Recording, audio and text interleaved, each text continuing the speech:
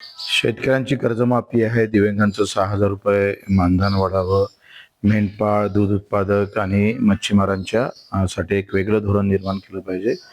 ऊस उत्पादक असेल, आमचा तूर उत्पादक, कपाशी उत्पादक या शेतकऱ्यांसाठी जे हमी भावावर 20% सबसिडी देणार म्हणून सांगितलं.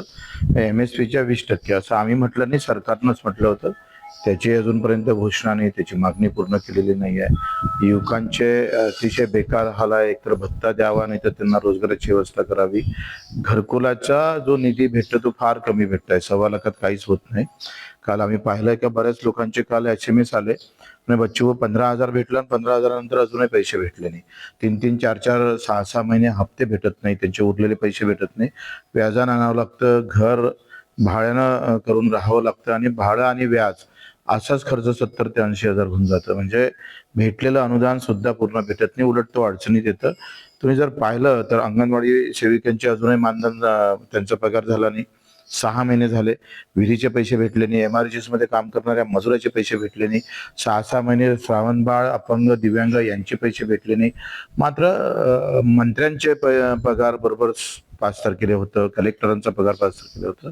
पण हे सगळे कष्टकरी घटक आहेत, जे गरीब आहे, यांना मात्र सरकार व्यवस्थित दुर्लक्ष केलं जात आहे. सगळ्यात महत्वाचं काय, MSP आम्ही पाहतो MRGS पेरणी ते कापणीपर्यंत सगळे कामं हे MRGS मधून कव्हर केले पाहिजे.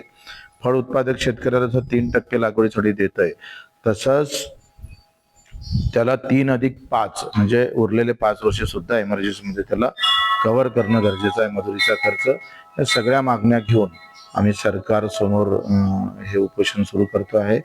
एक सामान्य माणसाचा आवाज बनण्याचा प्रयत्न करतोय. सरकारनं लक्ष दिलं पाहिजे. सरकारनं जर लक्ष दिलं नाही, कारण जाती OBC मराठा असेल किंवा धार्मिकता असेल प्रचंड, याच्यामध्ये मुद्द्याची लढाई आम्ही लढतोय.